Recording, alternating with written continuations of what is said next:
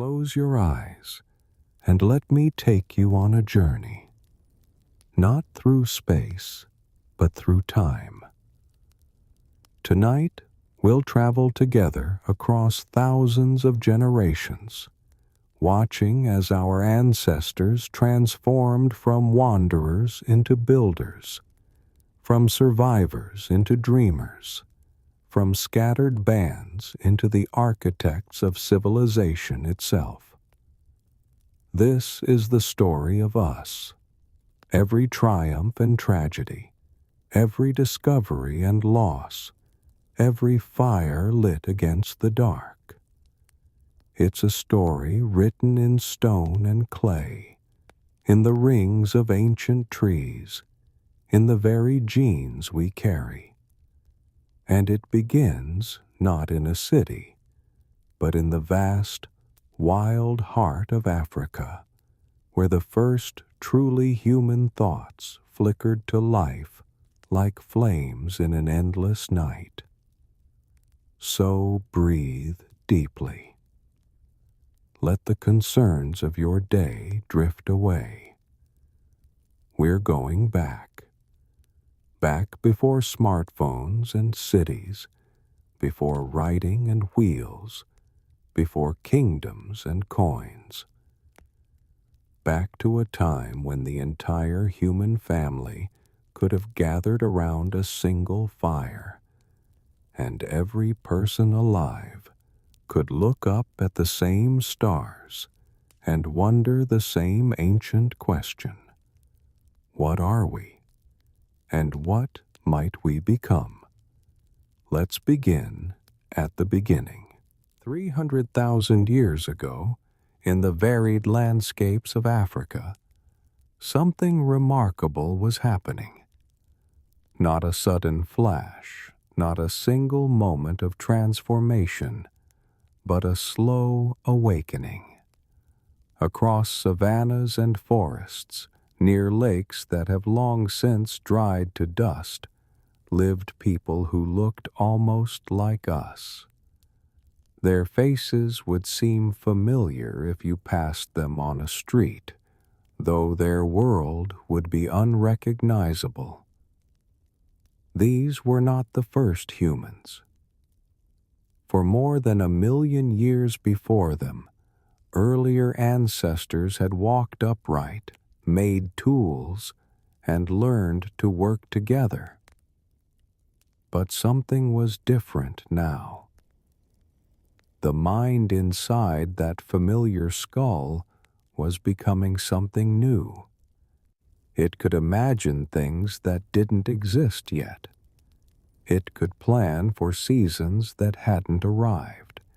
It could teach complex ideas and learn them in return. We know they were there because of what they left behind. Not great monuments or written records, but small acts of care preserved by chance. A carefully shaped stone blade, its maker long dead, but their skill still visible in every precise strike. Beads carved from shells, strung on cords that rotted away millennia ago, speaking of people who cared about beauty even when survival was hard. Pigments ground to powder, perhaps for decoration, perhaps for ritual, perhaps for reasons we can never know. And fire. Always fire. The campfire changed everything. It pushed back predators and cold. It cooked roots and meat, making tough foods, digestible and dangerous foods, safe. But it did something more profound. It created a circle of light and warmth where people could gather after dark, where they could talk, not in grunts, but in something approaching language, where stories could be told and knowledge passed from the old to the young, where a day's experiences could be shared, mistakes discussed, plans made for tomorrow. Imagine one of those camps. The sun has set over an African plain. In the distance, a hyena calls. But here, within the circle of firelight, there is safety. An elder shows a young woman how to knap flint, the technique passed down through countless generations. Children drowse against their mothers, half listening to stories of the hunt, of the spirits in the hills, of the distant water hole that never runs dry. Someone laughs. Someone argues. Someone stares into the flames and thinks thoughts that will never be recorded, but that are no less real for being lost. These people lived lives as full and as meaningful as yours. They knew love and loss. They felt pride in their skills and shame at their failures. They worried about their children and remembered their parents. They looked at the stars and wondered. And slowly, generation by generation, they learned. They learned to read the land like a book. Which plants could heal and which could kill. Where animals would go when the rains came. How to follow a blood trail across hard ground. When to move camp and when to stay. They learned to make better tools, hafting stone points to wooden shafts with adhesives made from tree resin. They learned to sew, using bone needles and sinew thread to create clothing that could keep them warm in highland nights. And they began to spread. Not in great migrations with maps and plans, but in the patient, persistent way of people following game and good land. Small groups would range a little farther each generation, seeking new territory when their numbers grew, or when drought made old homes untenable. Some journeys ended in failure, but some succeeded, and those successful wanderers became the ancestors of all who followed. By 70,000 years ago, some of these African families had reached the shores of the Red Sea. Perhaps during a time when sea levels were lower, when the crossing to Arabia was not as daunting. They found new lands, different plants, unfamiliar animals, and they adapted. They always adapted. They moved along coasts where shellfish were reliable food. They learned the rhythms of tides and seasons in places their grandparents had never seen. They encountered other human species, cousins who had left Africa earlier. Neanderthals in Europe and Western Asia, stocky and strong, adapted to Ice Age cold. Other groups in the East, known to us now only by fragments of bone and DNA. These were not mindless brutes, but people in their own right. They made tools, created art, buried their dead with care. And when modern humans met them, something unexpected happened. They didn't always fight. They talked, they traded, they formed alliances, and yes, they had children together. We know this because we can read it in the genes of people living today. If your ancestors came from anywhere outside Africa, you carry within you traces of those ancient meetings. Fragments of Neanderthal DNA, gifts from unions tens of thousands of years ago. By 45,000 years ago, modern humans had reached Europe. They moved along river valleys and hunted across open plains. They followed reindeer in winter and watched salmon leap upstream in summer. And they began to create art that still has the power to move us. Deep in limestone caves in what is now France and Spain, these people painted.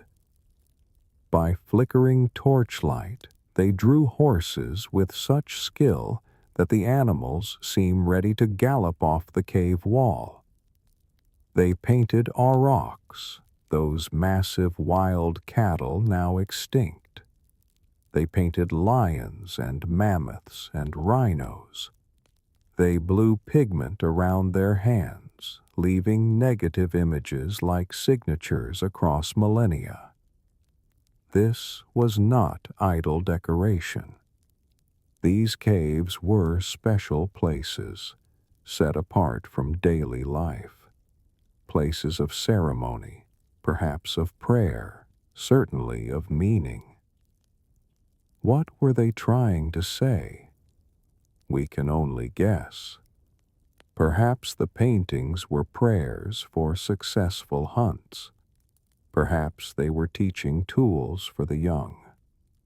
Perhaps they were attempts to honor the spirits of the animals they killed and depended on. Or perhaps they were simply expressions of the same impulse that makes humans create art today. The need to say, I was here. I saw this. I felt this. Remember. Meanwhile, the most daring journey of all was underway. To reach Australia from Asia required crossing open ocean. Even at the lowest sea levels of the Ice Age, there were stretches of water too wide to see across. Yet by 65,000 years ago, people had made that crossing. They had built watercraft sturdy enough for families, planned voyages into the unknown, and reached a continent that had never known human footsteps. In Australia, they found megafauna, giant kangaroos and enormous flightless birds and marsupial lions. They found landscapes unlike anything in Africa or Asia, and they thrived. They learned to read this new land, to use fire to shape the bush, to find water in a dry continent. Rock shelters still preserve their handprints and ochre paintings, silent testimony to the moment when Australia became part of the human story. The Americas came last, though exactly when remains a question archaeologists still debate. During the depths of the last ice age, so much water was locked in glaciers that sea levels dropped dramatically. A land bridge appeared where the Bering Strait now flows. Across this treeless plain, herds of mammoth and bison grazed, and following those herds came hunters. Some moved along the Pacific coast, perhaps in boats, gathering fish and shellfish along beaches that are now deep underwater.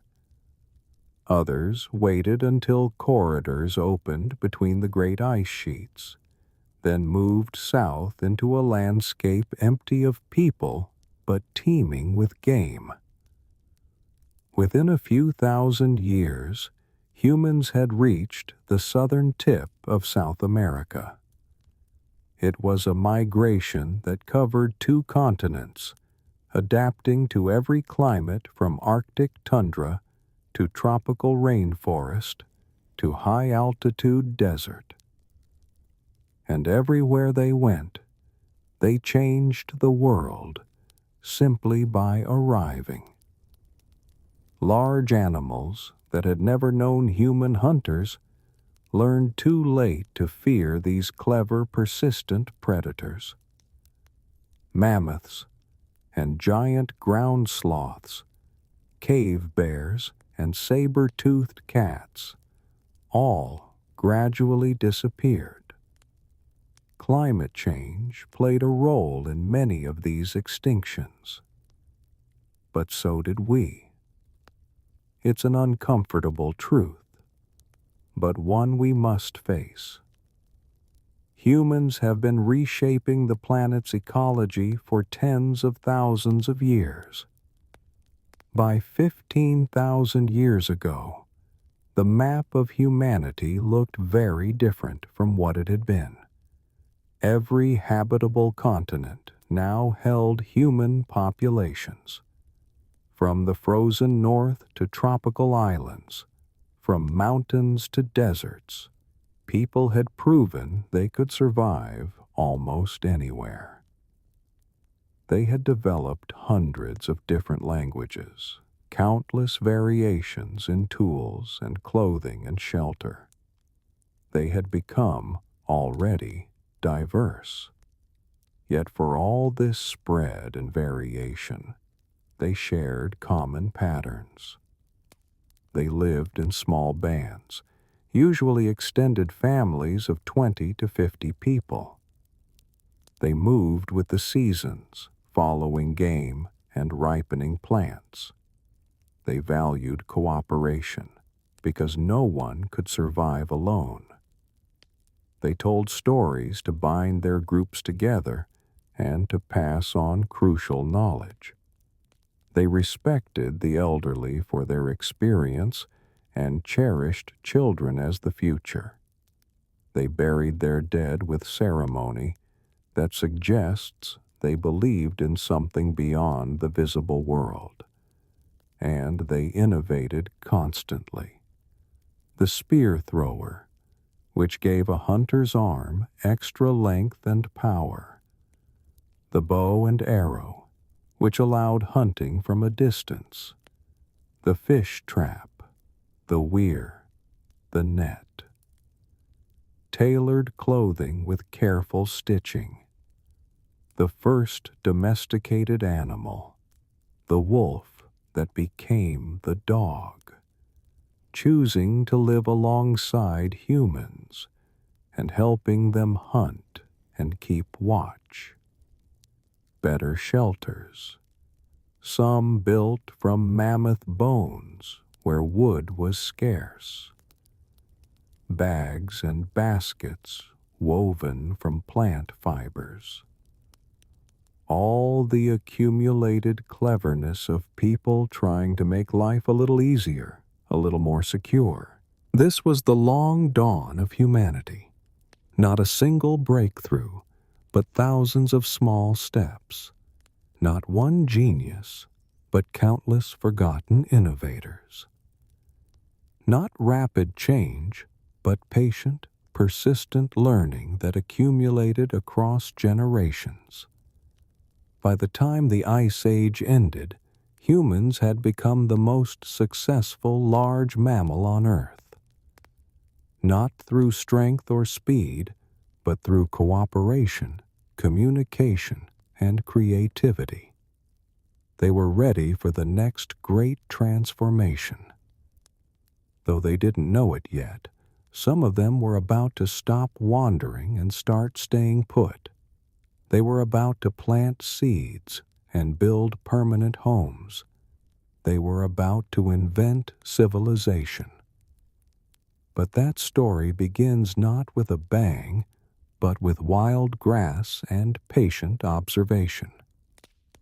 It begins with people noticing that the seeds they scattered near their camps sometimes grew into new plants. It begins with the climate settling into a warm stability that made planning possible. It begins with the first villages. Let's walk toward those villages now, through the awakening of the Holocene, into the age of farmers and the birth of the first cities. The world learned to think in larger spaces. By the 5th century before the Common Era, empires stretched across horizons that once seemed unreachable, and ideas moved as freely as caravans. In Persia, a king named Cyrus built something new, an empire that did not crush what it conquered. When he took Babylon, he sent exiled peoples home with their gods and their stories. The Jews returned to Jerusalem carrying scrolls that would shape 3 faiths.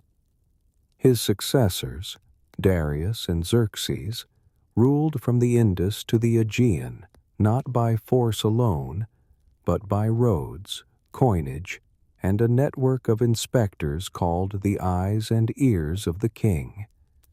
The royal road ran from Susa to Sardis with relay stations every few miles, where a message could cross a continent in days.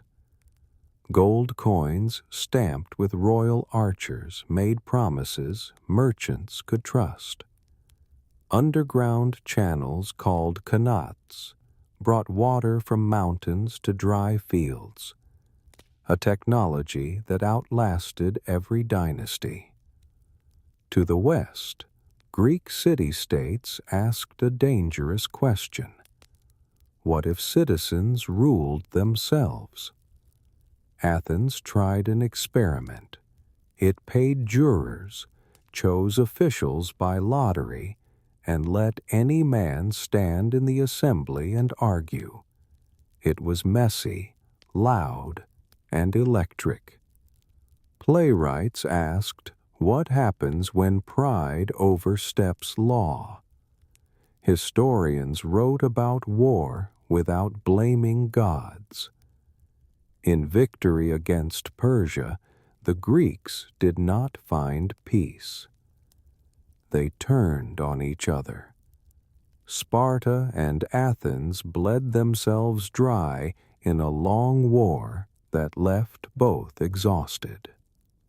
Into that void came a northern king who drilled his army until it moved like a single mind. His son, Alexander, inherited that machine and swept across Asia. He broke Persia, founded cities, and died in Babylon before turning 33, leaving behind no plan and a shattered map. Yet the wreckage flowered.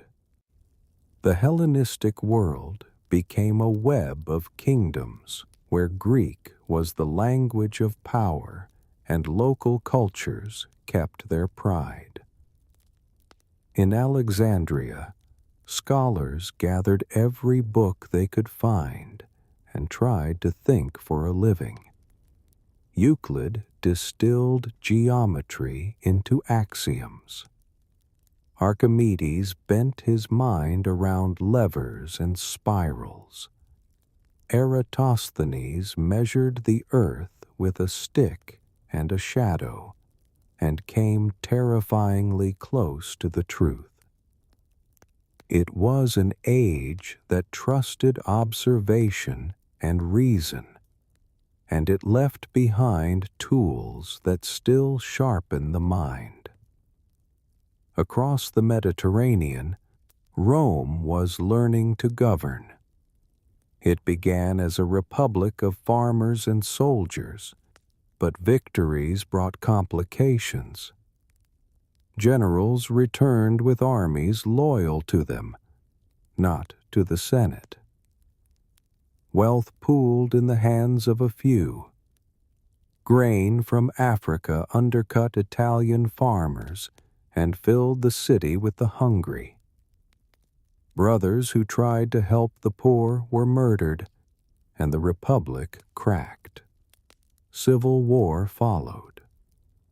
Julius Caesar crossed a river, conquered Gaul, and was stabbed in a Senate house. His heir, a patient young man named Octavian, took power and called it restoration. He became Augustus, the favored one, and built an empire that would last centuries. Rome worked because it was practical. It paid soldiers, taxed provinces, built roads that still carry weight, and wrote laws that still echo in courtrooms. Aqueducts threw water across valleys to feed a city of 1,000,000. Engineers laid stone so well that travelers today still walk on Roman foundations. Yet the system had a cost. Slavery held up every market. Spectacles in amphitheaters kept the mob entertained. And when plague arrived from the east, it rode those same roads and thinned the empire faster than any enemy could. In China, the Han dynasty matched Rome in ambition and craft. It rose from chaos, kept the centralization of the brutal Qin, but softened its edges with Confucian ritual and respect. Under Emperor Wu, the dynasty turned outward. Armies broke steppe confederations. A diplomat named Zhang Qian, captured and later freed, brought back reports of kingdoms to the west where tall horses were bred. Those reports opened routes that carried silk, jade, and ideas across deserts. The Han state prized information. Officials sent reports on harvests and prices. Markets were stabilized by state buying and selling. A courtier discovered that bark could be beaten into paper, and the world's memory changed forever. An astronomer built a device that could sense earthquakes and ring a bell to name the direction. Iron plows with curved mold boards and better harnesses turned fields more efficiently. These were not monuments, but they fed millions. Between Rome and Han stood the Parthians, masters of the Iranian plateau. Their cavalry could feign retreat, turn in the saddle, and shoot. They once shattered a Roman army sent too far east. Later, a new dynasty called themselves Sasanian and revived Persian ceremony. They carved their triumphs into mountain walls and fought Rome to a standstill for centuries. Along the trade routes they controlled, silk met glass, and ideas crossed with goods. To the south, monsoon winds taught sailors to sail directly from Egypt to India. Roman merchants brought wine and silver and returned with pepper, gems, and fine cotton. In Indian harbors, broken Roman jars sit beside local pottery, quiet proof of a time when cargo moved with the seasons. Buddhism moved north with monks and traders. In the reign of a Kushan king who loved debate, the faith found a patron and councils were convened. Meanwhile, Jewish communities who had lost their temple in a rebellion found a new center in law and learning. Followers of a Galilean teacher gathered in homes and marketplaces, shared meals, and carried stories along roads built for soldiers. Rome tolerated them in fits, sometimes ignoring, sometimes punishing. Daily life was a lesson in contrasts. Rome sat on 7 hills and drew water along arches. Bakers rose in the dark. Citizens soaked in baths where business mixed with gossip.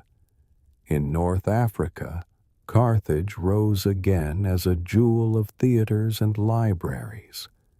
In Asia Minor, cities with Greek pedigrees added Latin inscriptions.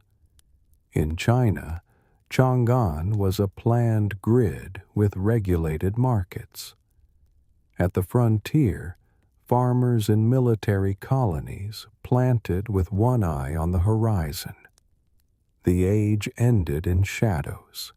In Rome, the line of adoptive emperors gave way to chaos. Armies made and unmade emperors. Invasions pressed the Rhine and Danube. A revived Persia captured a Roman emperor and displayed him as a trophy. Coinage was debased. The city of Rome built a new wall because emperors could no longer rely on distant legions. In China, court politics turned poisonous. A religious movement launched a revolt. The dynasty fell, and the land fractured into 3 kingdoms, each claiming legitimacy. Yet even in division, habits endured.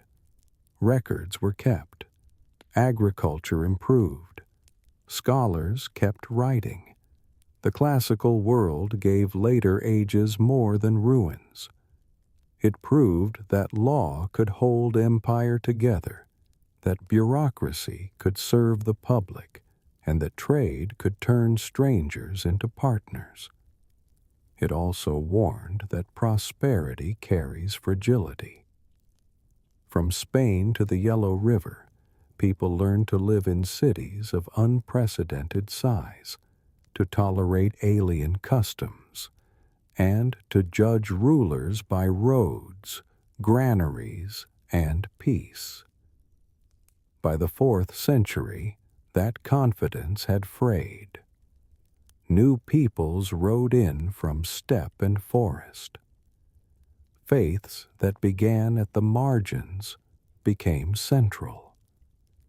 The old instruments were tested by famine, epidemic, and frontier war.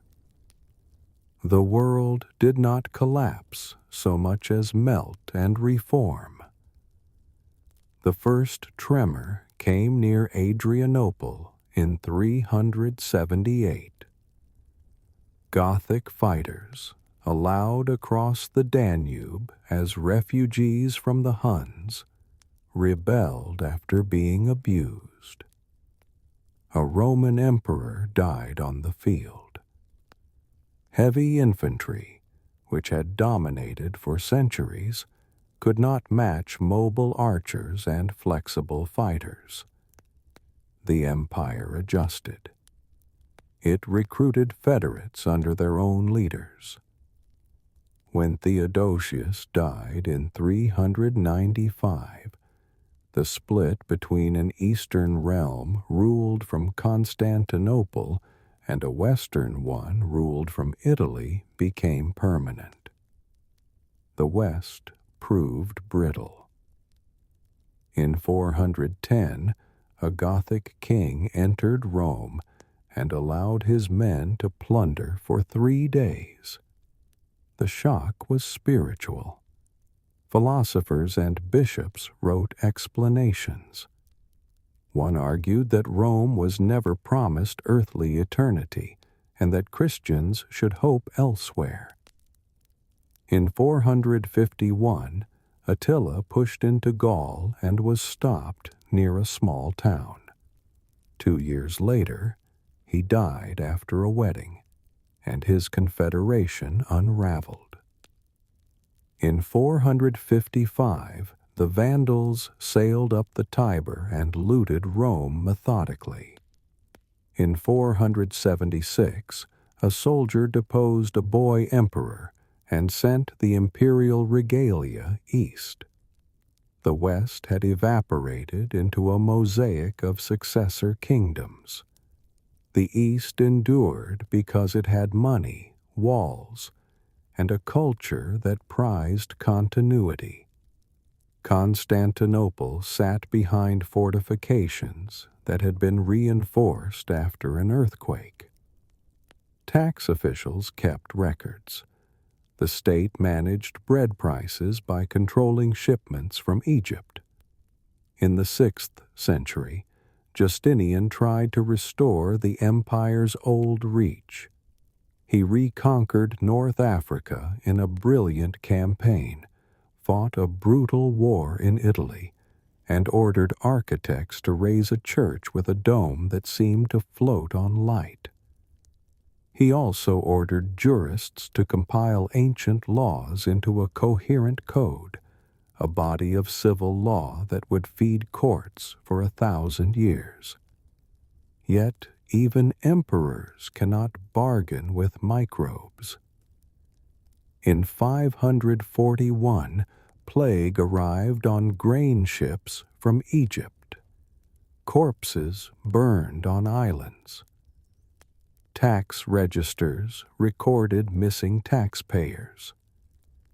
The army starved for recruits. The state staggered. On the empire's eastern border, the Sasanian kings in Ctesiphon fought Rome for Armenia and Mesopotamia. They built vaulted palaces and gardens. Arab clients fought on both sides as buffers. Through these lands passed caravans with silk, spices, and silver plate. To the south, the kingdom of Aksum in the Ethiopian highlands minted gold coins and traded across the Red Sea. In West Africa, camel caravans moved across the Sahara. Salt from northern mines met gold from forested zones. The kingdom called Ghana controlled routes and taxed caravans. In India, the Gupta era flowered. Kings patronized Sanskrit drama and poetry. Mathematicians used a placeholder for nothing and explained planetary movements. Monastic universities gathered students in brick compounds where palm leaf texts were debated. The empire did not last. Steppe peoples pressed from the northwest. Yet the habits of thought and art spread south and east. In China, the centuries after the fall of Han looked like winter. Courts rose and fell. Yet in the north, rulers adopted Chinese titles while preserving steppe skills. They carved cave temples where colossal Buddhas sit among clouds of smaller figures. In the south, scholars refined poetry. Monks carried sutras along the Silk Road. In Korea, 3 kingdoms competed and absorbed Chinese culture while making it their own. In Japan, a line of chiefs began to build a central court. Religious life deepened everywhere. Christian monasticism began in Egyptian deserts, where a young man named Anthony tested himself against solitude. Others followed, first as hermits, then in communities. In a valley south of Rome, a former student wrote a rule for monks that balanced prayer, reading, and labor. His small treatise became the backbone of Western monastic life. In these houses, librarians copied texts that might otherwise have vanished. The late 6th century closed with 2 signs of the world to come. In 572, silkworm eggs hidden in walking staffs reached the Byzantine court. Silk production began in imperial workshops, breaking China's monopoly. And in the towns of western Arabia, traders gathered at markets where caravans paused. They lived beside Jewish and Christian communities in an ecology of belief. On the edge of the 6th and 7th centuries, a new voice would speak. Within a lifetime, it would alter the map from the Atlantic to the Indus. At the turn of the 7th century, the old world of Rome and Persia was exhausted. Into this landscape came Islam. On trading routes where poets competed, the message gathered followers. Within a generation of the prophet's death, armies carried that message to Damascus, Jerusalem, Alexandria, and Ctesiphon. The Sasanian Empire fell with startling speed. The Byzantine Empire lost provinces but kept its heart. A new map emerged in which the southern and eastern Mediterranean spoke Arabic. The first Islamic dynasty ruled from Damascus. The Umayyad court minted gold dinars and silver dirhams. Arabic became liturgy and administration. In 711, Berber horsemen and Arab commanders crossed into Iberia, won a battle near a Roman bridge, and reached the Pyrenees. In 750, a revolution replaced the Umayyads with the Abbasids and moved the center to Baghdad. The new capital was a planned city where palaces glowed with tile and gardens fed by canals. Here the rulers sponsored a house of wisdom. Translators welcomed Greek, Indian, and Persian texts. Papermaking, a Chinese art carried west after a battle in Central Asia, gave scribes a cheaper surface. Algebra took form. Physicians described smallpox and measles. Astronomers charted the heavens. Jurists argued over the duties of believers. Poets filled evenings with lyrics and satire. The caliphate was a school as well as a state. In Iberia, an Umayyad survivor built an emirate at Cordoba. The city filled with filtered light. Water ran through gardens. The great mosque grew from a forest of columns. Scholars wrote in Arabic about Aristotle. Craftsmen inlaid ivory. Farther east, new dynasties proved the Islamic world could hold multitudes. The Byzantine Empire survived because it was hard to kill.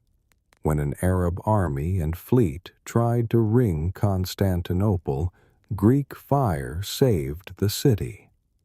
A burning liquid poured from bronze mouths and set ships aflame.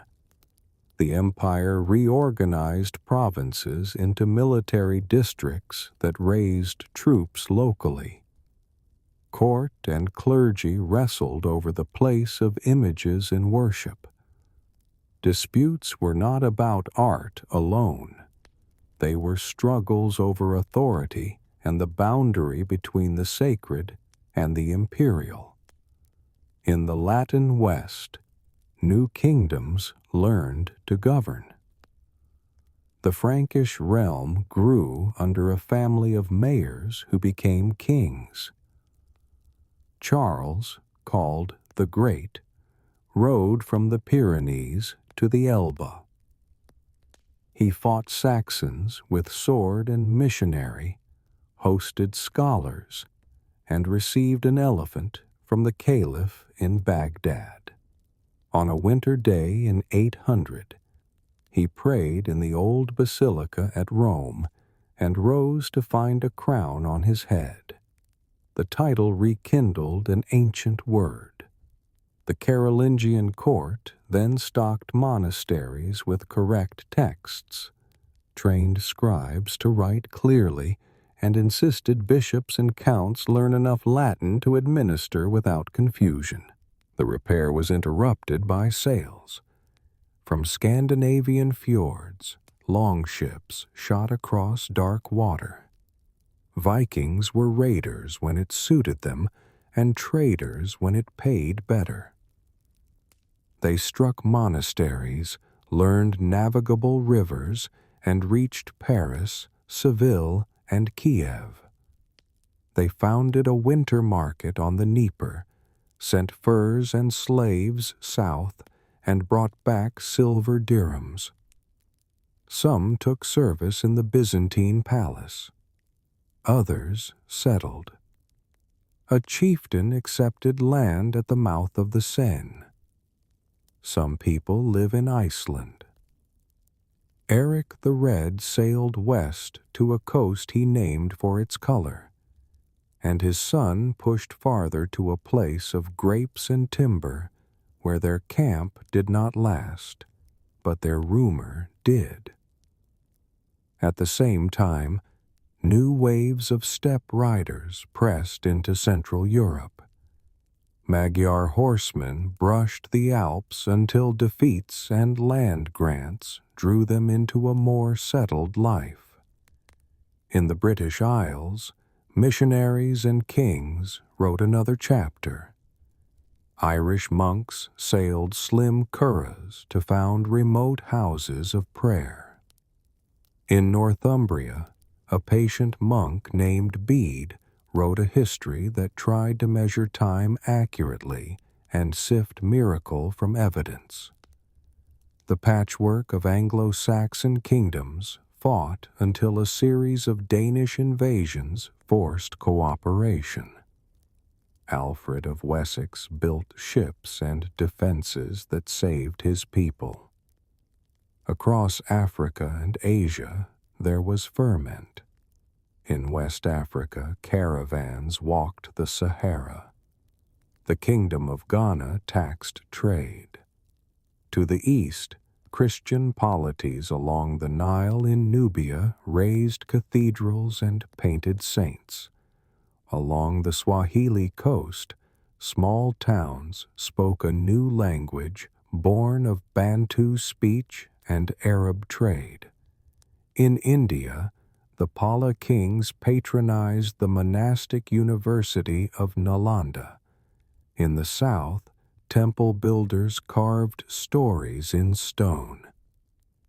In Southeast Asia, Srivijaya taxed ships passing through straits. In Java, craftsmen built Borobudur, a mountain of stone where pilgrims walked paths of reliefs. In China, the Tang dynasty gave East Asia confidence. The capital of Chang'an was a planned grid with markets and foreign quarters. Poetry became a public art. A Buddhist monk named Xuanzang defied a border ban, walked to India, and returned with cartloads of scriptures. Engineers made porcelain that rang like a bell. Printers carved texts in blocks. Tea became a habit. The arts flowed into Korea and Japan, where courts refined a style that valued line, scent, and layered beauty. Religious imagination sought new forms. In the Islamic world, mystics listened for God, and jurists turned prophetic example into systems. In Christendom, Monks carried the gospel into forests and bogs, and also carried back timber, peat, and skills. Missionaries from Thessalonica learned Slavic speech, made letters to fit it, and translated scripture. In Kiev, the Grand Prince accepted baptism and sent Byzantine builders and singers up the Dnieper. The economy was humbler than Rome's, but more resilient. Fields lengthened under the plow. Oxen and horses pulled with improved harnesses. Villages moved outward. Mills turned grain with tireless force. Manors organized labor with a steadiness that can look oppressive, but within which peasants negotiated rights. Markets revived where roads crossed. Silver from Islamic mints found its way into pouches. A Carolingian penny became a standard. Learning never vanished. It migrated. Scriptoria kept lamps lit. A careful hand in tours produced pages students could read. In Cordoba, a philosopher examined memory as craft. In Baghdad, a translator compared Greek manuscripts. In Chang'an, a calligrapher taught pupils that the way a stroke leaves the paper is as important as how it lands. By the year 1000, the world had learned a new rhythm. Empires had given way to layered sovereign ties. Faith had given moral architecture to politics. Trade had recovered its nerve. The early medieval centuries were not dark. They were an apprenticeship in endurance and invention. Out of their patience grew cathedrals and universities, crusader states and Mongol highways, guilds and parliaments, and new kinds of power that would test every lesson learned so far. The Black Death left Europe gasping. Fields emptied. Wages rose. The old certainties cracked. Yet from that darkness, a new light kindled in Italian cities where merchants counted profits and artists counted shadows. Florence became the workshop of this transformation. Bankers with shrewd eyes financed wool guilds and cathedrals alike. The Medici family turned ledgers into power and power into patronage. They paid for scholars who searched dusty monastery shelves for lost Latin texts and for Greek manuscripts carried west by refugees from Constantinople.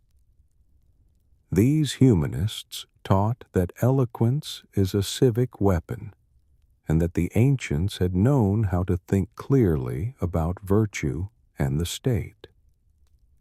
Brunelleschi raised a dome over the Florence cathedral that still commands the skyline. He studied Roman ruins and learned that geometry could span a void without scaffolding. His dome was engineering dressed in beauty, a statement that human skill could rival antiquity. Below it, painters learned to fool the eye. Masaccio used perspective to make flat walls recede into space. Later, Botticelli painted figures that seemed to float between myth and prayer.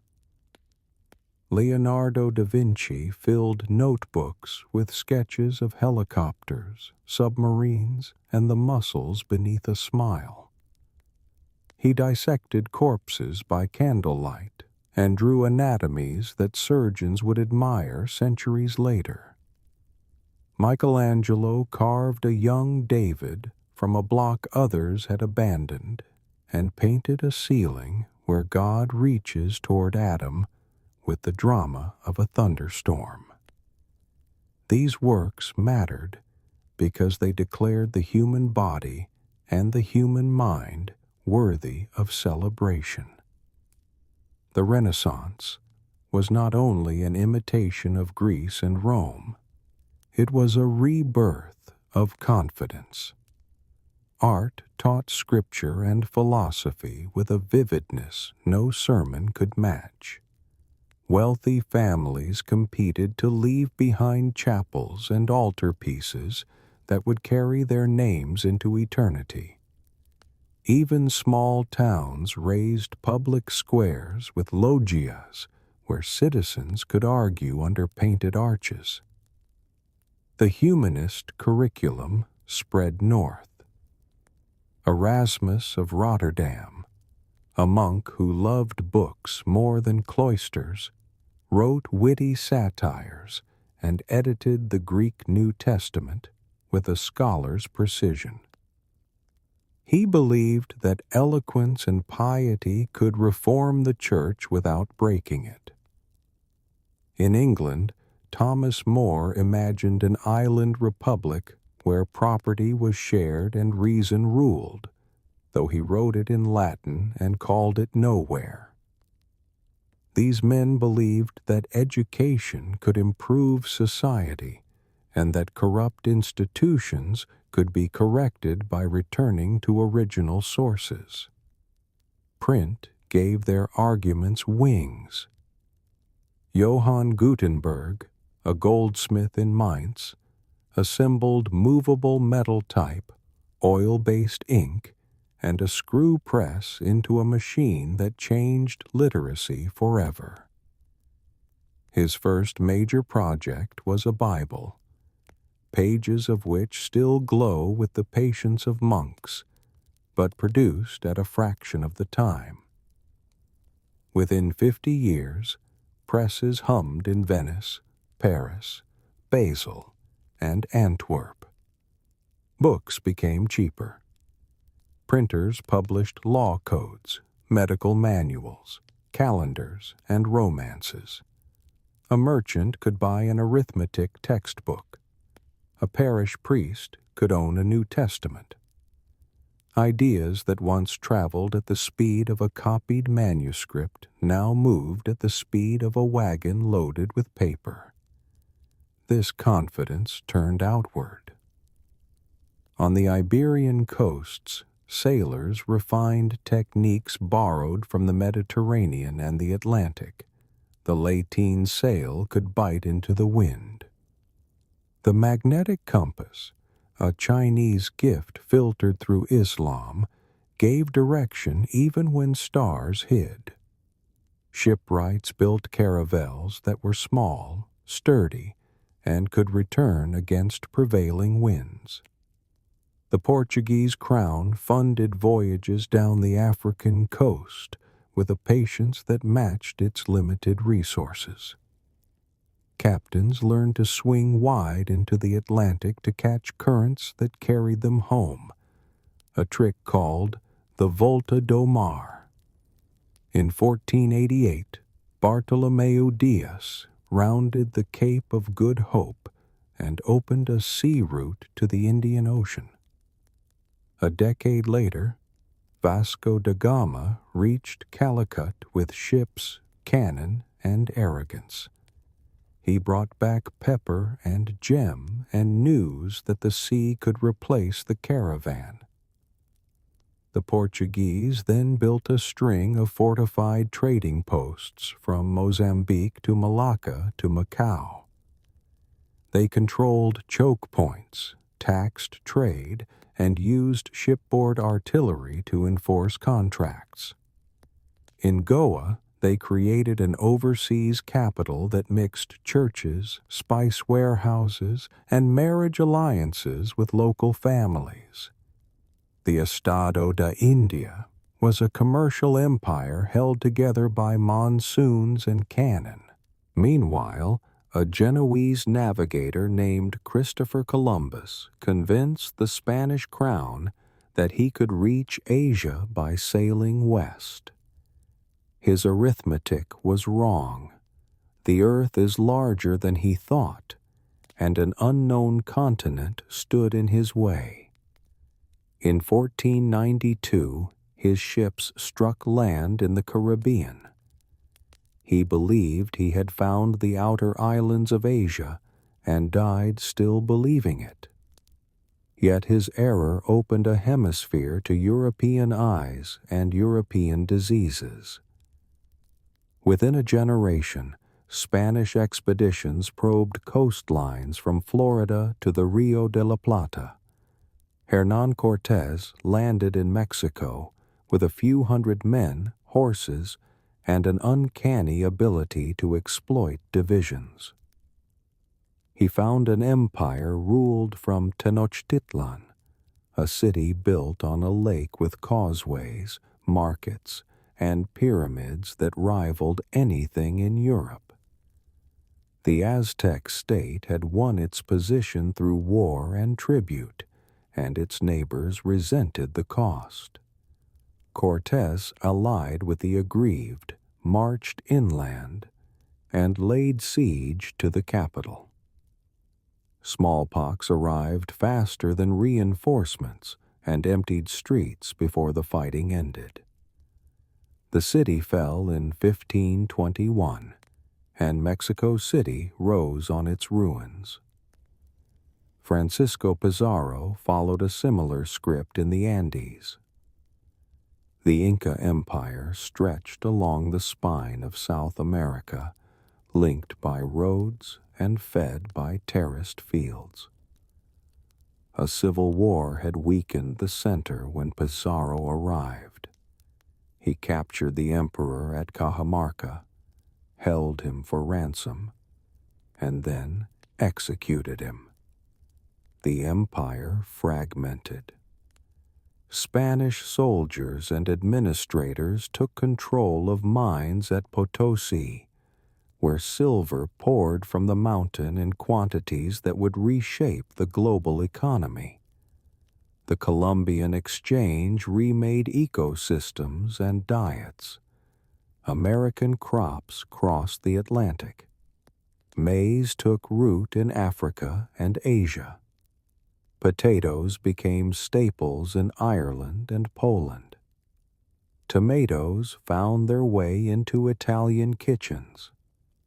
Cacao became chocolate in Spanish courts. In return, Europe sent wheat, cattle, horses, and pigs. The horse transformed plains peoples into mobile hunters and warriors. Cattle and sheep turned grasslands into ranches. Diseases moved with the animals and the people. Smallpox, measles, and typhus swept through populations with no immunity. Entire villages vanished. The demographic collapse was staggering, a catastrophe that cleared land and broke societies. Silver from Potosi and Mexico flowed into Seville and then across Europe. It paid soldiers, settled debts, and inflated prices. But much of it continued east. Chinese merchants prized silver for taxes and trade, and Spanish galleons carried it across the Pacific from Acapulco to Manila, where it met silk and porcelain from China. For the first time, a single circuit of exchange linked Europe, the Americas, and Asia. The world economy was born in the holds of ships that rode the trade winds. The Ottomans watched this new geography from a position of strength. In 1453, Sultan Mehmed II took Constantinople after a siege that brought massive cannon against walls that had stood for 1,000 years. The city became Istanbul, and the Hagia Sophia became a mosque. The empire expanded into the Balkans, along the North African coast, and into the Middle East. Under Suleiman the Magnificent, Ottoman law was codified. Administrators were trained in palace schools, and architects raised mosques with domes that seemed to float on light. The empire was a mosaic of Greeks, Armenians, Arabs, Jews, and Turks, who traded as neighbors and prayed in different languages. In India, the Mughal Empire rose under Babur, a prince from Central Asia who took Delhi in 1526. His grandson Akbar expanded the realm and ruled with a pragmatism that impressed even his enemies. He married Hindu princesses, abolished the jizya tax on non-Muslims, and invited scholars of all faiths to debate at court. The empire collected land revenue with a care that filled treasuries and fed armies. Mughal miniatures, gardens, and architecture blended Persian refinement with Indian craft. The Taj Mahal, built a century later, still testifies to the dynasty's taste for beauty and proportion. In China, the Ming Dynasty rebuilt the Great Wall, moved the capital to Beijing, and sent treasure fleets across the Indian Ocean under Admiral Zheng He. These voyages displayed Chinese wealth and brought back tribute and exotic animals. Then the court turned inward. Trade was restricted, and private merchants operated in a gray zone of regulation and bribery. Even so, Chinese porcelain, silk, and tea remained the most prized goods in global markets. Silver from the Americas fed a monetized economy that linked villages to imperial tax collectors and urban markets. Japan entered a long period of civil war after the central authority collapsed. Regional lords built castles and fielded armies of samurai and foot soldiers. In the 1540s, Portuguese traders arrived with arquebuses and silk. Japanese smiths quickly copied the firearms, and commanders integrated them into tactics. Jesuit missionaries followed and found converts among lords who valued trade as much as theology. Folding screens still show black-robed priests beneath Japanese pines and European ships in tranquil harbors. By the end of the century, a series of warlords reunified the country through war and diplomacy, and Japan entered a long peace under the Tokugawa shogunate. Back in Europe, the Reformation shattered the unity of Christendom. In 1517, Martin Luther, an Augustinian monk, posted theses that questioned the sale of indulgences and the authority of the Pope. He wanted a debate. He got a revolution. Printers spread his words across Germany in weeks.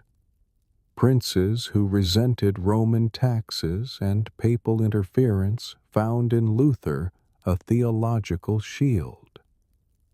Towns that loved preaching adopted reforms that simplified liturgy and emphasized scripture.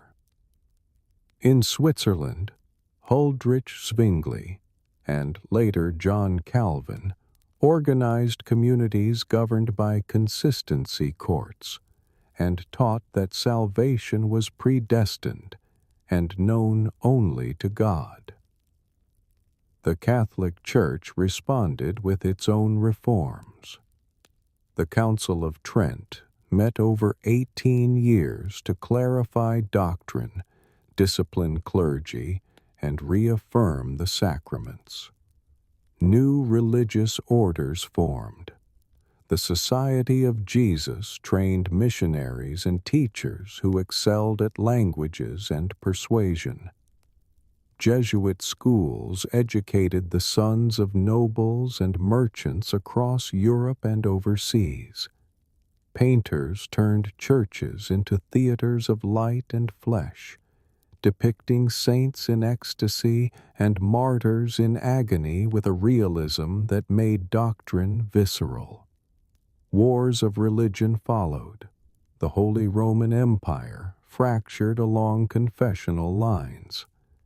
In France, Huguenots and Catholics fought for decades until a pragmatic king converted to secure peace and issued an edict that allowed limited toleration. The 30 Years' War devastated the German lands, turning farms into battlefields and reducing populations by a third in some regions. The Peace of Westphalia in 1648 allowed princes to choose their territory's religion and acknowledged that Europe would remain divided. Amid the violence, a new habit of mind took shape. Natural philosophers began to ask nature for answers. Galileo Galilei pointed a telescope at Jupiter and saw moons orbiting another world, proof that not everything circles the earth. He dropped weights from towers and timed pendulums to learn that motion obeys rules. The Catholic Inquisition forced him to recant, but his books circulated. In England, Francis Bacon argued that knowledge comes from observation and experiment, not from quoting Aristotle. René Descartes sat by a stove and decided that doubt is the only honest starting point, then rebuilt certainty from the fact that he could think. Isaac Newton unified these threads. In a few years of solitude during a plague, he invented calculus, explained the spectrum of light, and discovered that the same force that pulls an apple to the ground also holds the moon in orbit. His Principia Mathematica presented a universe governed by mathematical laws, a clockwork cosmos that required no divine intervention to keep running. The book changed how educated people thought about cause and effect. Scientific societies formed to share findings. The Royal Society in London and the Académie des Sciences in Paris gathered experimenters who demonstrated air pumps, dissected animals, and argued over the nature of light. Instruments became tools of prestige. Wealthy amateurs collected telescopes, microscopes, and barometers. Coffee houses in London and salons in Paris turned science into conversation. A penny bought a seat at a table where news, stock tips, and the latest experiment circulated freely. The Enlightenment extended this confidence to politics and morality. John Locke argued that government rests on consent and that individuals have natural rights to life, liberty, and property. Montesquieu studied the English Constitution and praised the separation of powers. Voltaire attacked superstition and defended toleration with a wit that made enemies and sold books. Jean-Jacques Rousseau warned that civilization corrupts, and asked whether a people could bind themselves to laws they made together. Diderot and d'Alembert compiled an encyclopédie that gathered useful knowledge from workshops and laboratories into volumes that treated artisans and philosophers as colleagues. These ideas traveled on paper. Pamphlets, newspapers, and journals carried arguments across borders faster than censors could stop them. Booksellers smuggled banned titles. Readers formed clubs to discuss what they had read. In Edinburgh, Glasgow, and Philadelphia, printers and professors debated political economy and moral philosophy. Adam Smith described markets as a web of self-interest that produces public benefit without central planning, though he warned that merchants will always conspire against the public if given the chance. David Hume dissolved the certainty of causation into habit and custom, leaving a puzzle that philosophers still debate. The Enlightenment's greatest test came in revolution. In 1776, American colonists declared independence with a preamble that borrowed from Locke and from their own experience of self-government. The war that followed was hard and uncertain. French money, ships, and soldiers helped tip the balance. The new republic then drafted a constitution that divided power among branches and between states and the center, a design meant to prevent tyranny without inviting chaos. Revolution crossed the Atlantic to France. In 1789, the Estates General met to solve a fiscal crisis and instead unleashed demands for fundamental change. The Bastille fell. Feudal dues were abolished. A declaration of the rights of man and of the citizen proclaimed liberty, equality, and popular sovereignty. The king became a hostage to events. War with neighboring monarchies radicalized politics. The guillotine rose in a Paris square and claimed thousands, including the king and queen. Out of the terror emerged Napoleon Bonaparte, a general who promised order and delivered empire. The age of Renaissance, exploration, and enlightenment transformed how people saw the world and themselves. It taught that human reason and skill could master nature, reshape governments, and create beauty that rivals the divine. It opened oceans and continents to exchange, for better and for worse. It printed books that carried ideas faster than armies could march. It turned faith into a matter of choice and conscience. It questioned kings and popes and asked ordinary people to judge arguments on their merits.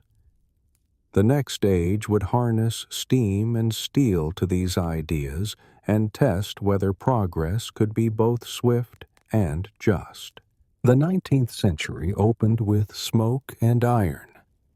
What began in the valleys of northern England as a partnership of coal, water, and capital soon remade the entire human condition.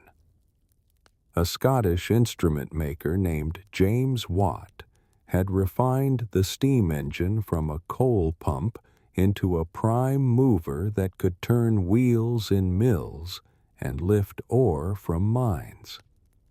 Iron masters learned to puddle pig iron into malleable bars and then to pour steel in volumes that astonished men who had once counted blades by the dozen. Within a generation, railways stitched countryside to port and city to hinterland with black lines that required clocks to agree and companies to impose standard time upon regions that had long kept noon by the sun in the square. The factory changed the rhythm of the day. Bells and whistles divided hours into shifts. Pay came by the week rather than by harvest. Women and children stood at frames because small hands could guide thread as easily as a man's could. Accidents were common and mercy scarce. Out of this discipline grew movements for redress. Friendly societies pooled pennies against sickness and burial. Trade unions argued for the 10-hour day and then for more. In 1848, two German thinkers living in exile gave these grievances a philosophy and a prophecy.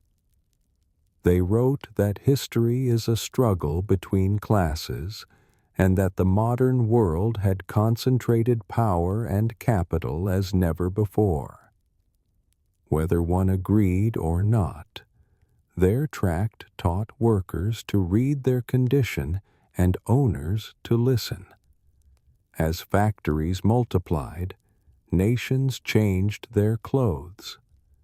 The year 1848 sent crowds into European streets. They raised barricades and sang of liberty and nation. Some gained constitutions, others gained lessons in the methods of police. The revolutions failed in the short run, but the idea of the nation did not. In the Italian peninsula, a statesman who favored patience and a soldier who favored speed found a way to bring scattered duchies and kingdoms under a single flag. In the German lands, a minister in a blue uniform and a king with a taste for parade used war with precision to force unification from above. The treaty that followed the last of those wars presented Europe with a powerful new state in the heart of the continent, and with a question that would haunt the next century. Free trade knit the globe. British ships carried cotton from India, tea from China, and wool from Australia. The Suez Canal opened in 1869. A ribbon of salt water that shortened routes to Asia and made the Eastern Mediterranean the antechamber of the world. Steamships replaced sail with a punctuality that made timetables possible. Telegraph cables crossed oceans on armored lines that rested in the abyss. A message could travel from London to Bombay in hours rather than months. The gold standard promised stability and linked markets from London to Buenos Aires. Panics still came, crossing oceans faster than wind could fill sails. Yet the trend was clear. Immigrants left famine and crowded villages and filled neighborhoods in New York, Buenos Aires, Melbourne, and Cape Town. They carried recipes, songs, and strikes. They sent remittances in letters that smelled of smoke and hope. The city became both promise and warning. London and Paris learned the smell of coal and the roar of elevated tracks. Tenements multiplied faster than sewers. Cholera taught its blunt lessons. In mid-century, A physician with a pencil and a map located a pump handle at the center of a circle of deaths and convinced a reluctant board to remove it. In the same years, engineers bored intercepting sewers beneath the Thames and rebuilt embankments so that tides and gravity would carry filth away from crowded streets. Paris was cut open by straight avenues that brought light and troops into neighborhoods that had once defied both. The modern city offered wages and spectacle and the new delight of shops whose windows were stages. It also offered smog, slums, and a daily education in the distance between wealth and want. Science accelerated. Darwin published a book that traced descent with modification and placed humans within the family of life. The argument was careful, and the evidence drawn from decades of observation. It changed how naturalists thought about species and how theologians framed creation. Mendel counted peas in a monastery garden and discovered patterns of inheritance that would later be called genes. Pasteur and Koch taught doctors to wash, to sterilize, and to look at bacteria under glass. Surgery learned to use ether and later chloroform and then carbolic spray. Life expectancy climbed as cities learned to filter water and collect refuse.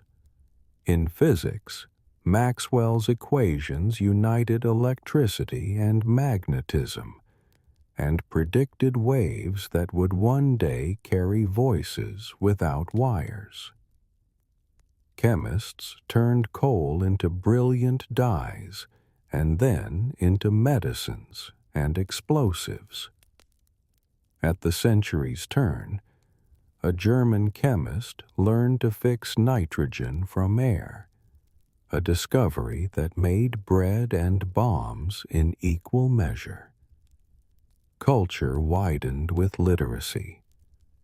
Governments funded primary schools to make citizens who could read ballots and orders. Newspapers printed sensational crime and sober debate on the same page and reached villages by rail before the ink dried. Photography fixed faces and battlefields with a fidelity that painting could not match. Novelists described factories and drawing rooms with a sympathy that made readers question their certainties. Painters broke light into shards and asked viewers to finish the scene with their eyes. Composers learned to use folk melodies to speak for nations as much as for patrons. Beyond Europe, the century was the age of the gunboat and the company ledger. Britain and France seized ports and hinterlands with treaties and force. Belgium turned the Congo into a private kingdom, where rubber and ivory were torn from forest at a terrible human price. Ethiopia offered a different story. In 1896, Highland armies defeated an Italian expedition at Adwa and preserved a sovereignty that would be remembered across the continent. In North Africa, the French took Algiers and the British took Cairo's finances and then its canal. In India, the uprising of 1857 shocked the British Empire into ending the old company rule and replacing it with the Raj, a crown administration that promised order and built railways while famines still stalked the countryside. China faced a century of calamity and invention at once. The Qing court lost the Opium Wars, and signed treaties that opened ports and ceded privileges to foreign powers. Internal rebellions tore provinces apart. The Taiping Civil War killed millions. Yet even in defeat, there were reforms. Shipyards and arsenals rose along the coast. Telegraph lines spread, and students left for Tokyo and later for Europe and America. In Japan, a small group of samurai deposed a shogun in 1868 and restored imperial rule in name while building a cabinet in fact. They sent missions abroad, imported teachers and machines, taxed rice in money, and compelled former warriors to trade swords for salaries. Within a generation, Japan possessed railways, factories, and a conscript army. It defeated China in 1895 and humbled Russia a decade later, a shock to any European who still believed modernity was a European monopoly. The century closed with monuments and forebodings. Paris celebrated an exposition with a tower that seemed to anchor lightning. New York raised a statue in a harbor that welcomed arrivals from every compass point. Berlin planned avenues and barracks. Vienna hummed with waltzes and with anxious dreams. Armies grew large and plans grew precise. Alliances formed like frost on a window. The steam and steel that had conquered distance could also deliver cannon and men at speeds that earlier generals could not imagine. The 19th century had remade how people worked, lived, traveled, and thought. It softened some ancient miseries and invented new anxieties. It gave the world railways and sewers, and also the scramble for continents. It taught governments to count, and citizens to expect schools and newspapers. It placed within reach both democracy and disciplined armies. It promised that tomorrow could be better, and warned that mistakes would be large. In the summer of 1914, a pistol shot in a provincial city tore the fabric of an armed peace. The murder of an Austrian archduke in Sarajevo did not make a world war inevitable, but it found a continent wired for combustion. General staffs kept sealed timetables that could not easily be slowed. Alliances that had once promised deterrence now acted like tripwires. Within weeks, Europe marched. Germany opened the war with a wheeling blow through Belgium, aimed at breaking France before Russia could fully mobilize. The violation of Belgian neutrality brought Britain in. The German advance came within sight of Paris before a hurried counterstroke bent it back. The armies then dug in. From the North Sea to Switzerland, a line of earthworks and barbed wire changed the logic of battle. Industrial firepower punished courage. Attacks that would have decided earlier wars now dissolved into mud and smoke and lists of the missing. At Verdun, the French vowed that the enemy would not pass and fed divisions into a furnace for 10 months.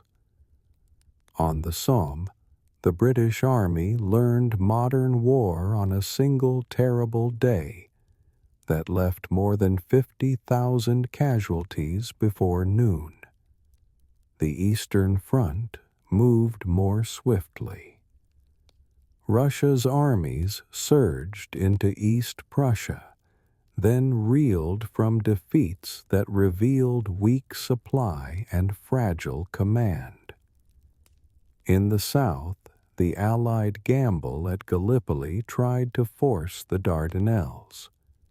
Courage met cliffs and machine guns. The campaign failed, but it made reputations for colonial troops and for a young commander who would later give his country a new name and new law. Total war changed societies as much as it changed front lines. Governments rationed food and commandeered factories. Women stepped into munitions plants and tram conductors' booths and earned a political voice in many countries. Chlorine drifted over trenches and scarred a generation. Tanks lurched forward at Cambrai and suggested a way to cross the wire. Aircraft that had begun as scouts learned to strafe and bomb.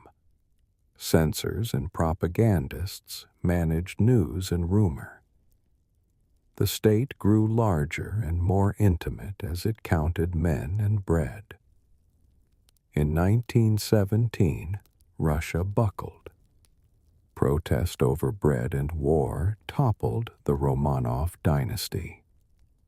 A provisional government tried to continue the fight and lost the country. In the autumn, a small party with strict discipline seized the capital and promised peace, land, and bread. Civil war followed. The new regime signed a harsh treaty with Germany to buy time, then fought a savage conflict at home that left deep scars and a model of one-party rule that would define a century. On the Western Front in 1918, Germany launched a final offensive. The line bent but did not break. Fresh American divisions crossed the Atlantic. Allied coordination improved, and the tide turned.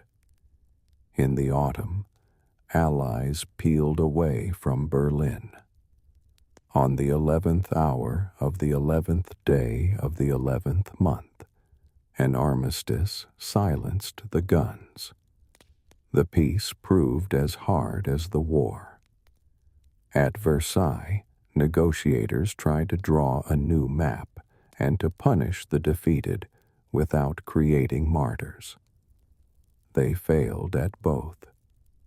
Germany signed a treaty that many of its citizens called a betrayal. New states carved from old empires faced borders that satisfied no one. The Ottoman lands were divided into mandates that promised self-government but delivered supervision. The League of Nations met in Geneva with high hopes and no teeth. The influenza pandemic that followed the war killed more than the trenches had, moving through barracks and tenements with a speed that mocked every border.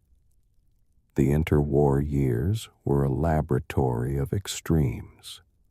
In Russia, Lenin's successors collectivized farms and forced industrialization with a brutality that emptied villages. In Italy, a former socialist turned nationalists into a party and marched on Rome with the promise of order and the threat of violence. In Germany, hyperinflation destroyed savings and faith in currency. When stability returned, it rested on American loans that dried up after 1929. Banks failed, factories darkened, world trade shriveled as tariffs climbed in a spiral of fear. In Germany, mass unemployment broke faith in Parliament and in a republic that had never found an affectionate name from its own people. The second cataclysm began in September 1939. German armor and motorized columns crossed into Poland while the Luftwaffe shattered rail junctions. The Soviet Union, bound by a pact that shocked Europe, entered from the east and took its share. Within weeks, Poland was gone. In the spring of 1940, the German army moved through Denmark and Norway. Then came the stroke through the Ardennes that split the Allied front in France. Paris fell after a campaign that lasted weeks. British soldiers evacuated from a corner of the coast where small boats and destroyers ferried them by the hundreds of thousands. A new British Prime Minister told his island that the fight would continue. The Battle of Britain was a contest of factories, pilots, and patience. Radar gave warning. Controllers vectored squadrons toward incoming raids. The Royal Air Force held the line. The invasion barges never left their moorings. The war widened. In 1941, German forces turned east in the largest land invasion in history. Operation Barbarossa opened across a front measured in 1,000 miles. It was war of annihilation, fought with a fury that scorned the old restraints. In the north, Leningrad was ringed and starved. In the center, Moscow prepared for siege. In the south, the grain and oil of Ukraine became prizes. The Wehrmacht advanced with a speed that stunned observers, but Russian space and winter intervened. By December, the attack had stalled in snow and cold. The same month, Japanese carrier planes struck Pearl Harbor and brought the United States into the war. Japan had already seized much of coastal China and now moved south into the resource-rich lands of Southeast Asia.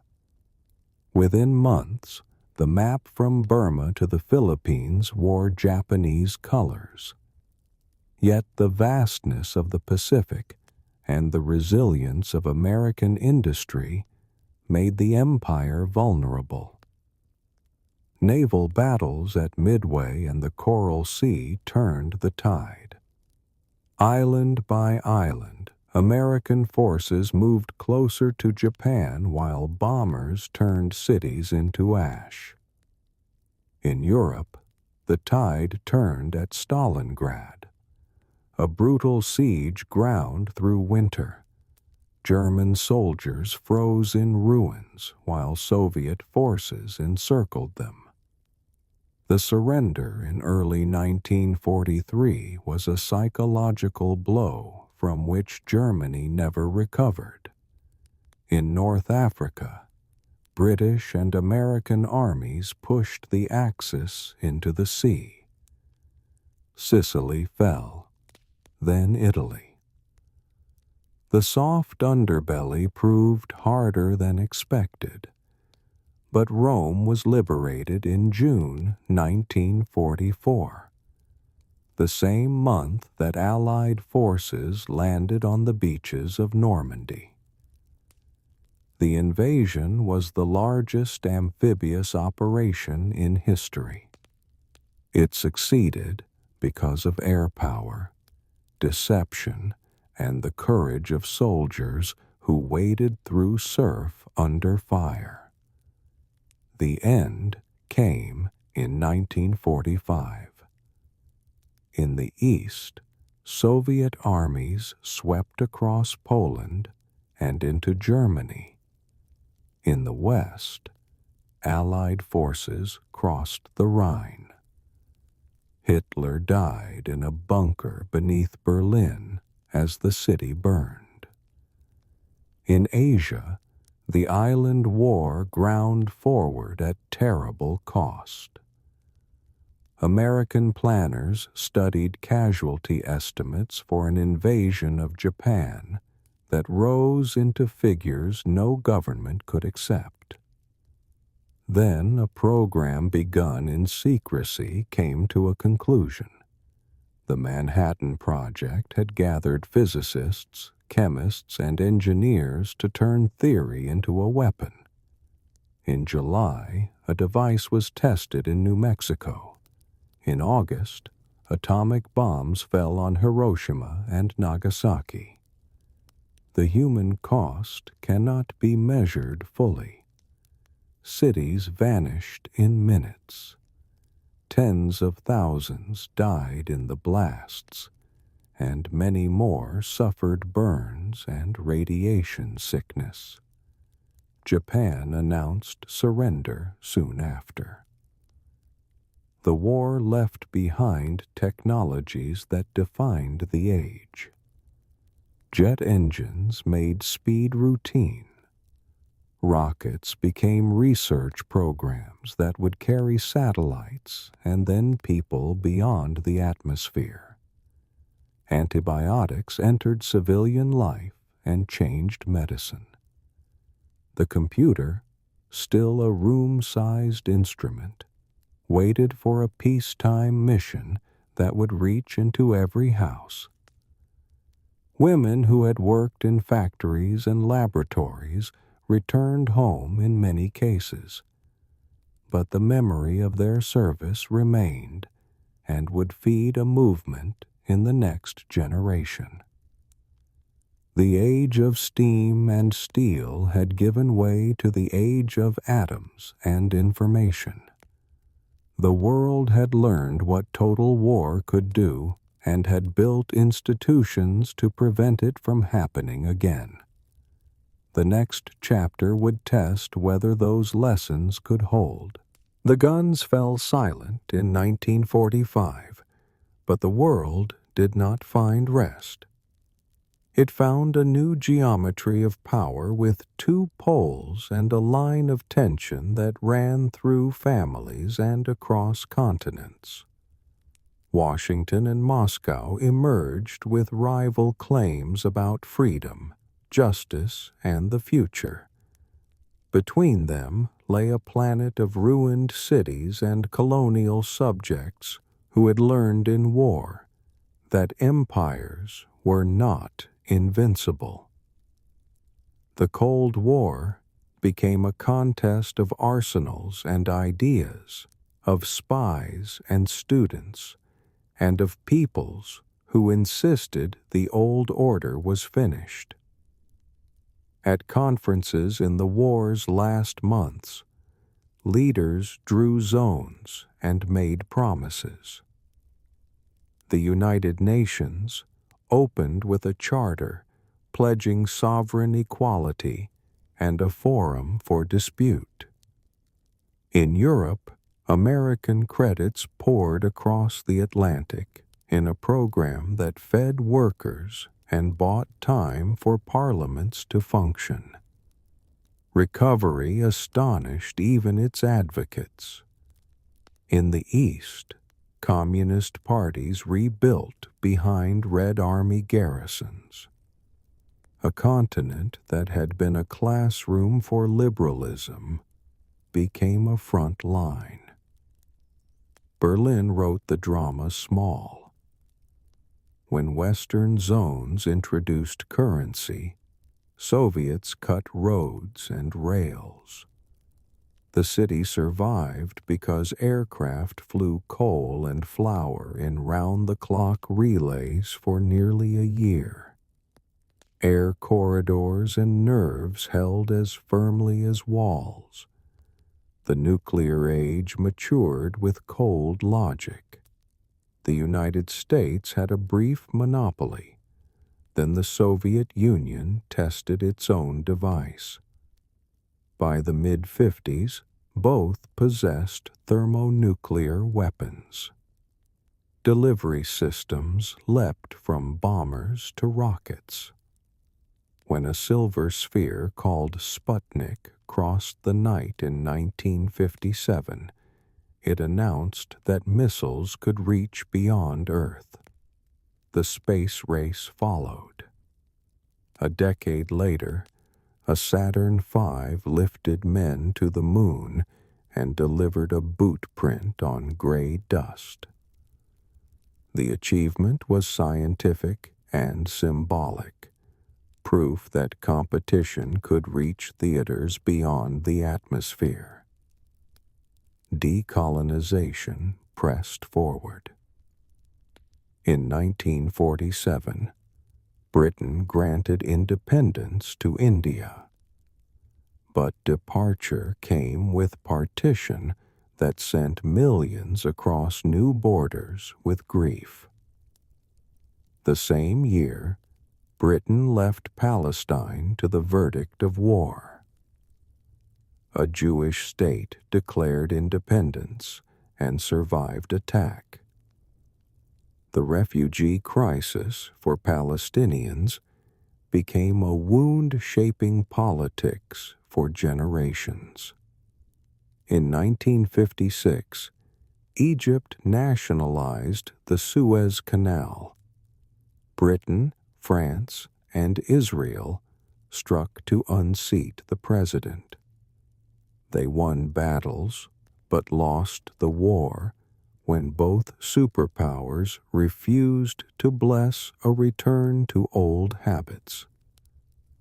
The crisis marked the moment Europe learned empire had lost its protector. The rivalry moved to Asia. In 1949, China's civil war ended with communist victory. The new government promised land reform and dignity after a century of humiliation. The next year, war came to Korea. A northern army crossed the parallel and drove Allied forces into a corner. An amphibious stroke reversed fortunes. Then Chinese troops surged in, and the front settled into stalemate. The 1953 armistice drew a military border that still holds, proving limited conflict under nuclear shadow would be the pattern of the age. Vietnam became the longest test. French colonial forces left after defeat at Dien Bien Phu in 1954. America stepped in to support a Southern government against insurgency backed by the North. Escalation brought troops, bombing campaigns, and protests at home. The Tet Offensive in 1968 shattered confidence that victory was near. Peace talks dragged until 1973. 2 years later, Northern tanks entered Saigon. The war taught that firepower cannot substitute for legitimacy, and that televised conflict changes what publics will tolerate. Europe adjusted to the standoff. In 1961, East Germany built a wall through Berlin to stop the hemorrhage of talent. The barrier became concrete proof of a system that needed guards to keep people in. A year later, Soviet missiles in Cuba brought the world to the edge. Kennedy and Khrushchev blinked, pulled back, and installed a direct line between capitals. The crisis taught that accidents could end everything. Détente followed in the 70s, easing the worst of the nuclear glare. Treaties limited missiles and opened exchanges. A conference in Helsinki wrote commitments including human rights, and dissidents in Prague, Moscow, and Warsaw learned to speak that language in ways that caught Western ears. The 1970s also brought economic shock. Oil producers used embargo and price to teach that energy independence was a wish. Inflation met unemployment. The certainties of the long boom gave way to hard choices. The Middle East wrote headlines with regularity. Wars in 1948, 1956, 1967, and 1973 redrew the maps. The last saw armies cross canals and forced superpower diplomacy to work feverishly. A later summit at Camp David brought Egyptian and Israeli leaders together under American mediation. Peace between old enemies followed, and a murder that took the life of Egypt's signer. In 1979, revolution in Iran overthrew a monarch and installed a republic guided by clerics. A hostage crisis poisoned relations for a generation. The same year, Soviet troops entered Afghanistan to prop a faltering government. The guerrilla war that followed drained treasure and legitimacy and flooded the region with weapons. China moved through convulsion to reconstruction. The Great Leap Forward had promised steel, but delivered famine. The Cultural Revolution attacked professors and sent millions to countryside. After the founding leader's death in 1976, new leadership opened zones to foreign capital, loosened controls on farmers, and invited expertise back. The changes were cautious and set the stage for an economic rise that would reshape the century. The long twilight ended not with battle, but cascade. In the early 80s, superpowers still glared across borders, yet foundations shifted. In 1985, a new Soviet leader spoke of restructuring and openness. He loosened censorship, allowed limited elections, and tried to modernize a system whose factories measured success by plans rather than customers. Freedom of speech revealed grievances that could no longer be managed by slogans. A reactor explosion at Chernobyl in 1986 showed the cost of secrecy. Abroad, the leader sought relief from the arms race and signed a treaty eliminating an entire class of missiles. In 1989, the edge gave way. Elections in Poland put solidarity into government. Hungary opened its border to Austria and let East Germans slip west. In November, crowds in Berlin pressed checkpoints. Guards hesitated, and the wall that had scarred a city since 1961 cracked under hand hammers and joy. Revolutions that winter were largely peaceful. Only Romania's came with blood. Within a year, Germany unified.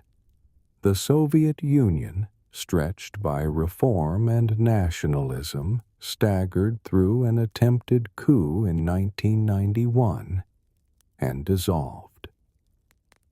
The red flag came down.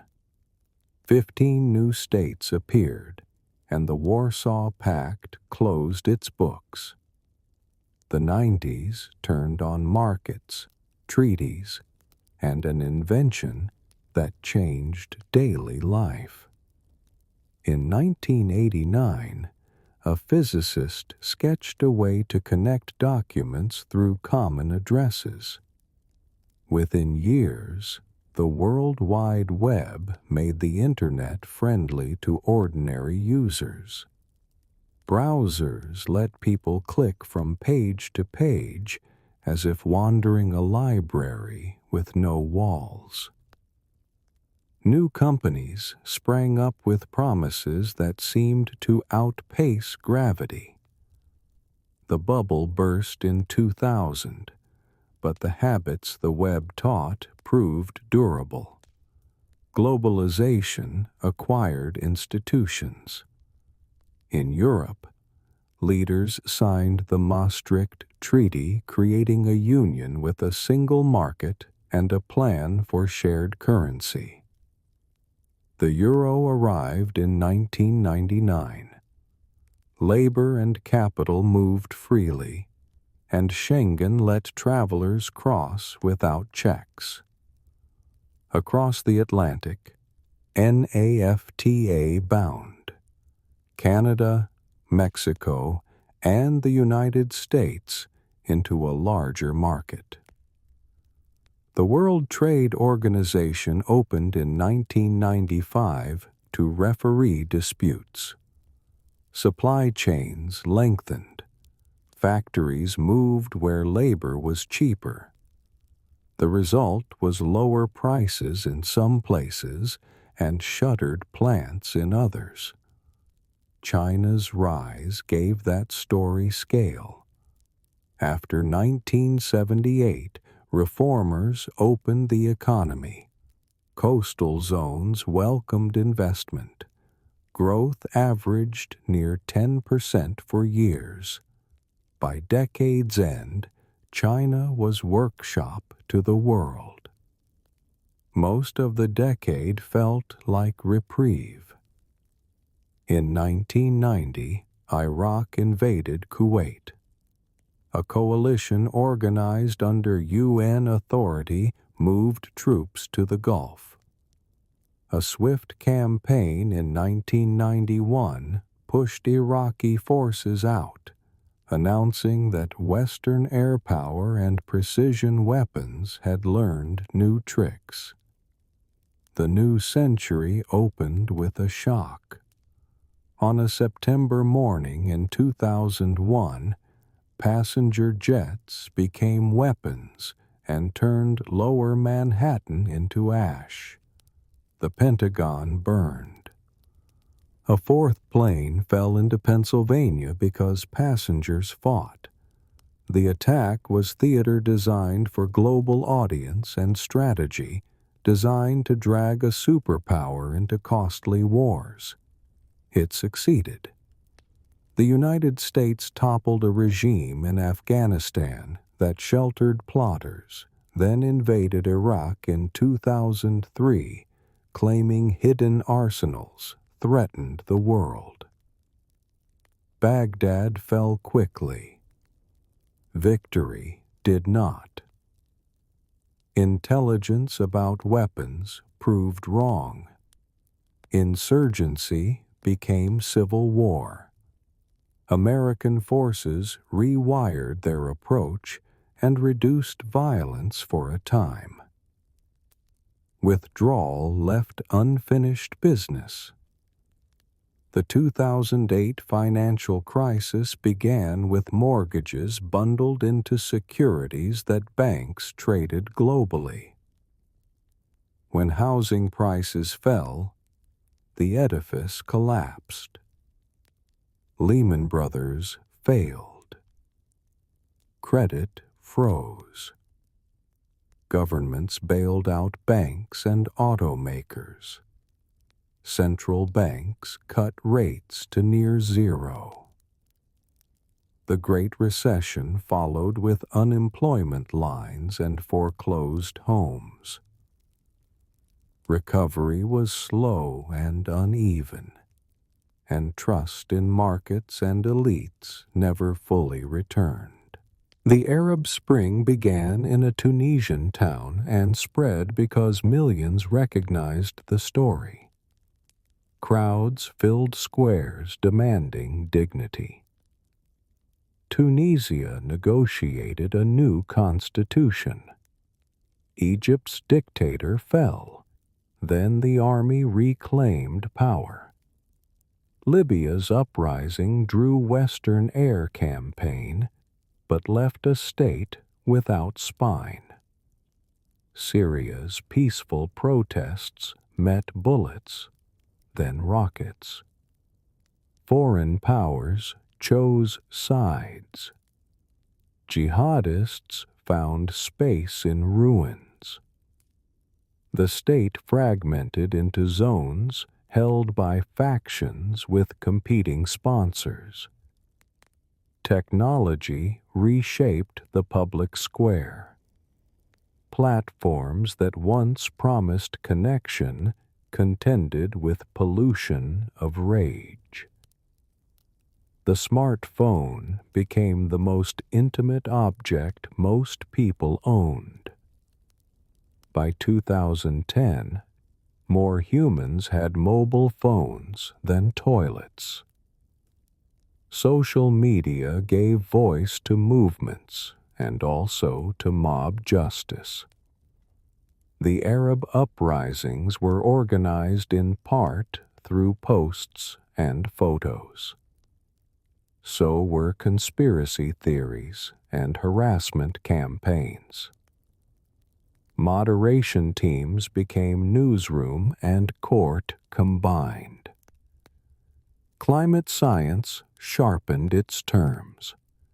Fires in Australia in 2020 turned the sky orange. Greenland and Antarctic studies warned of thresholds that once crossed would be hard to reverse. In 2015, diplomats in Paris reached an agreement asking each country to write plans to cut emissions and revisit pledges in cycles of public pressure. It was not a treaty of fines, but a compact of sunlight and expectation. The price of solar panels fell like stone. Wind turbine costs dropped with scale. The energy transition moved from slogan to procurement plan.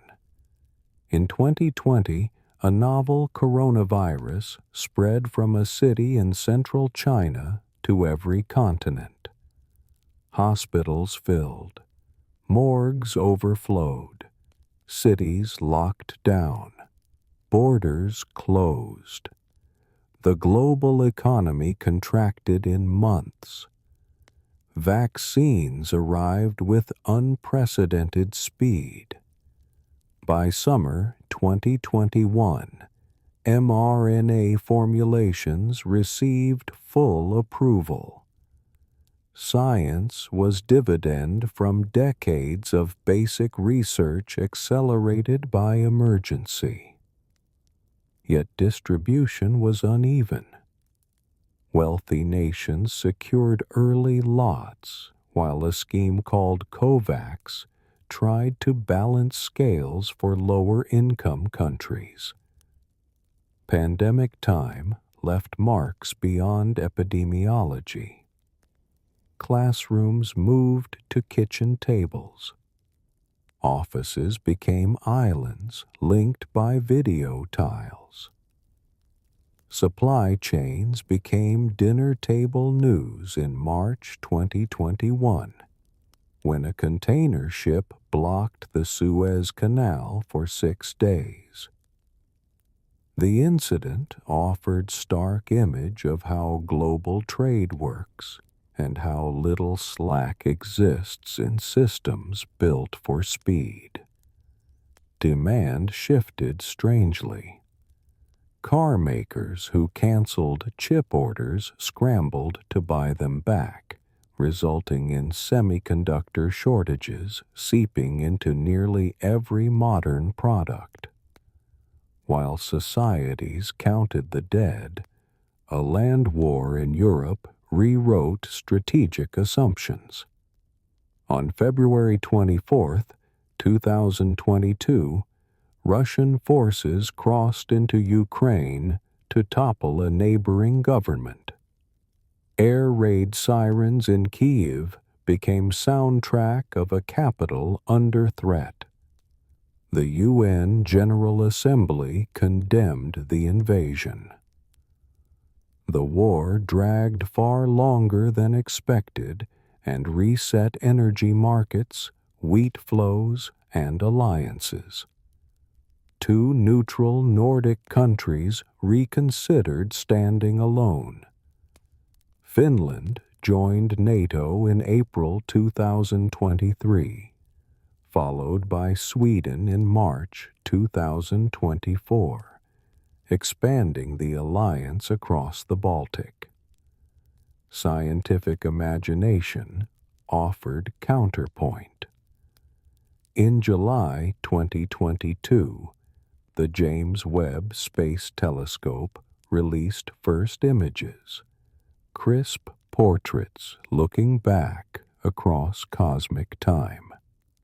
Artificial intelligence left laboratories for living rooms as voice assistants and recommendation engines.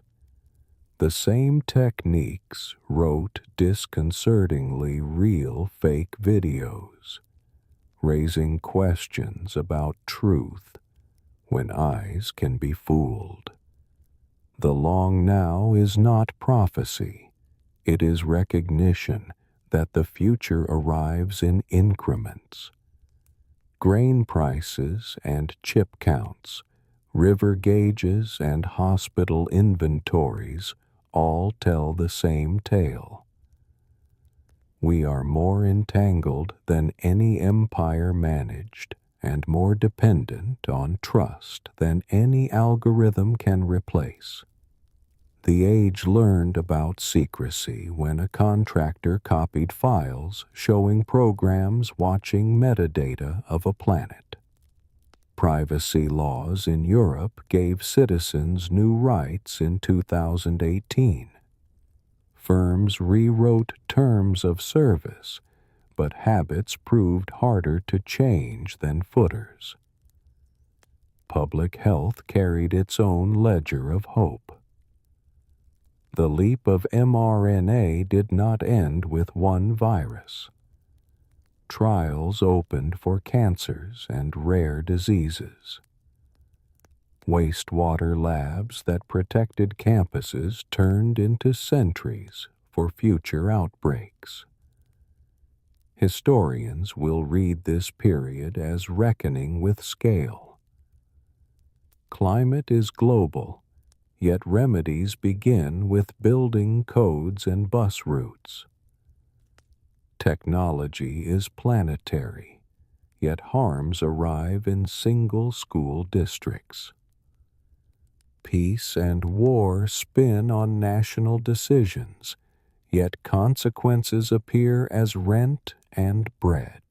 In this tangle, institutions that mattered were ones that could admit error and adjust. Ones that failed mistook rigidity for strength. The story that persists is the story told face to face. When disaster came, neighbors still knocked on doors. The tape plays forward, not in triumph or collapse, but in the daily work of repair, invention, and the stubborn insistence that tomorrow can be made a little more just than yesterday. That work continues in 10,000 places at once, written in budgets and ballots, in classrooms and clinics, in the hands that plant and the voices that object. History does not end. It bends toward those who show up.